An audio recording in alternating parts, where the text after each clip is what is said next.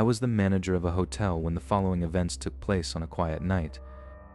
It was around 1 in the morning, and the lack of guests made the silence feel heavy. I remarked to an employee that quiet nights usually mean something bad is about to happen. Over 10 years as a manager, I had seen fights, drug deals, and plenty of disturbances. At 1:30, the front desk phone suddenly rang, piercing the silence of the lobby. A small boy's voice was on the other end, crying and asking for his mommy. Suddenly, a man's voice cut in, claiming the boy was just wasting my time. The line went dead before I could even ask which room they were calling from. I immediately began asking staff if they remembered a man checking in with a child. The restaurant manager remembered them using a guest voucher that contained a specific room number. I grabbed a large male staff member to accompany me to the floor for safety.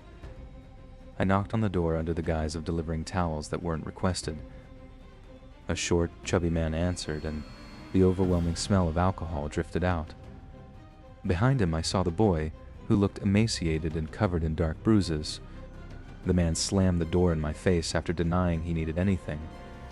I speed walked back to the front desk and immediately called the police for help. I was told to act naturally while I waited for the officers to arrive. Within minutes, dozens of officers surrounded the building and filled the lobby. I had to lead them up to the room in case they needed a key. The elevator ride felt like an eternity as I imagined the worst scenarios. We stepped off onto the quiet floor, and the officers moved toward the door. The man refused to come out and threatened to hurt the boy if they entered. Negotiators tried for an hour to get the man to surrender peacefully. Finally, they decided to rush the room and everything moved in slow motion. I heard yelling and the crashing of furniture from inside the room. Moments later, they led the man out in handcuffs, looking defeated. An officer ran out carrying the boy, who could barely hold his head up. The boy was rushed to the hospital and eventually made a full recovery. I learned the man had kidnapped his son after his wife tried to leave him. They had been on the run for over a month before they reached my hotel. The father had been beating the boy for what he called acting up. I cried for days thinking about what that poor child had endured. I wanted to take away his pain, but I knew the trauma would stay forever. I'm just glad he is safe and reunited with his mother now. That night changed my perspective on the responsibility of my job. It was a stark reminder that evil can hide behind any closed door. I never complained about a quiet night at work ever again. Safety is never guaranteed, even in a place meant for rest. This story is just one of many that haunt the halls of hotels. May that little boy find the peace he deserves after such a nightmare. The grief of losing my mother felt like a physical weight pressing against my chest every single morning. I decided to book a room at a high-end city hotel just to escape the silence of my empty house. The lobby was bustling with travelers, yet I felt a strange prickle in the back of my neck as I checked in. I took the elevator to the 14th floor, watching the numbers glow in the polished metal interior.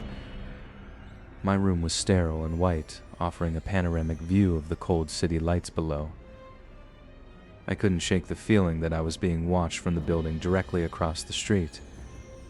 The next morning, a generic white envelope was slid under my door while I was in the shower. I picked it up, noting that there was no name or room number written on the outside. Inside was a photograph of me from 3 months ago, taken while I was grocery shopping in my hometown. My heart hammered against my ribs as I realized someone had followed me 300 miles to this hotel. I scrambled to call the front desk, but the phone line just emitted a low, rhythmic clicking sound. I checked the peephole and saw only the empty, silent, carpeted hallway stretching into the distance. A second later, my cell phone buzzed with an incoming text from an unknown blocked number. The message read simply, "You look even better in mourning than you did last summer." I realized this person had been watching me since before my mother even became ill. I forced myself to stand up and pack my things, knowing I couldn't stay in this room for another minute.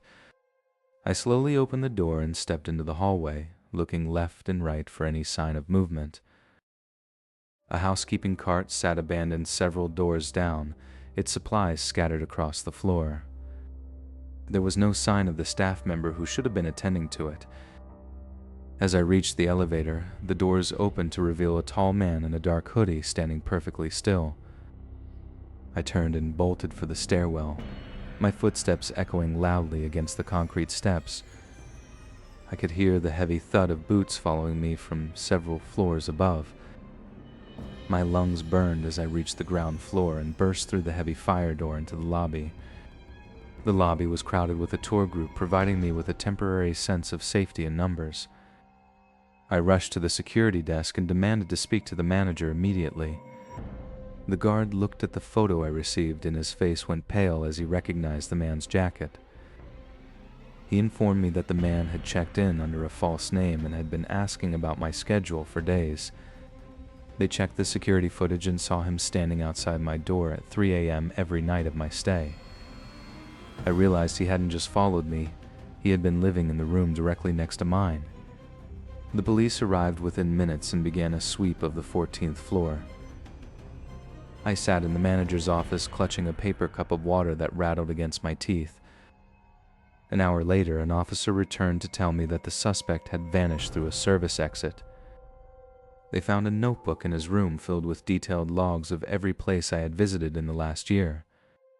There were even photos of my mother's funeral taken from a distance behind a row of trees.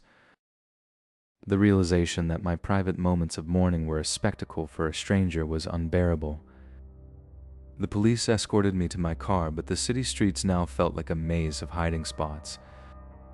As I drove away, I looked in the rearview mirror and saw a familiar dark hoodie standing by the garage exit.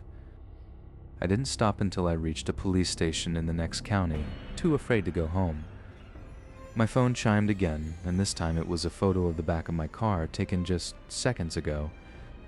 The text beneath the photo said, "I'm not finished with our anniversary yet." I looked out into the rain-slicked street, wondering which pair of headlights was following me into the dark. The rain battered my windshield so hard that the wipers could barely keep up with the deluge. I had been driving for 6 hours, and my eyes felt like they were filled with hot sand. The GPS signal flickered and died, just as I turned onto a narrow, unlit service road. I thought I saw the sign from my hotel, but the neon was cracked and buzzing rhythmically. I pulled into the parking lot of what looked like a dilapidated motel from a forgotten era. Something felt wrong immediately as the engine died and silence rushed into the cabin. Through the side window, I noticed 3 men standing under the awning of the office. They weren't talking to each other, they were just staring directly at my vehicle. I realized this wasn't the corporate hotel I had booked for my business trip. I reached for the ignition, but the tallest man was already halfway across the lot. My fingers fumbled with the keys as the first man reached the driver's side door. He grabbed the door handle and yanked it with a strength that made the whole car rock. Thank God I had the automatic locks engaged, but the glass was only inches from his fist.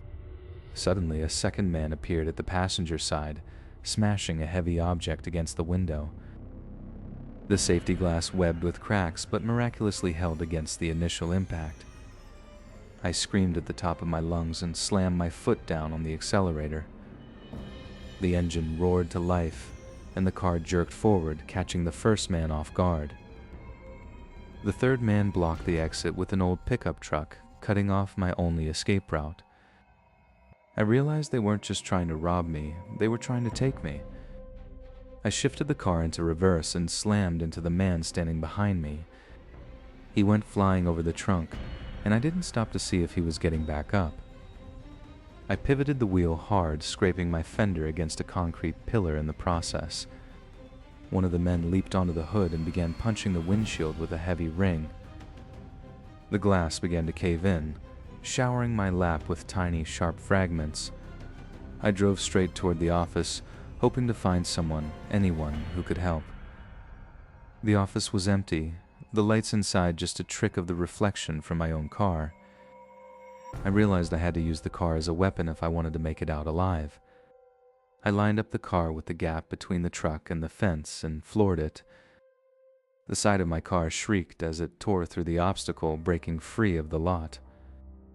I looked back to see their pickup truck spinning its tires, trying to give chase. My phone finally caught a signal and I screamed for the operator to send help. Miles down the road, I saw the beautiful, spinning lights of a state trooper's vehicle. I pulled over and collapsed over the steering wheel as the officer approached.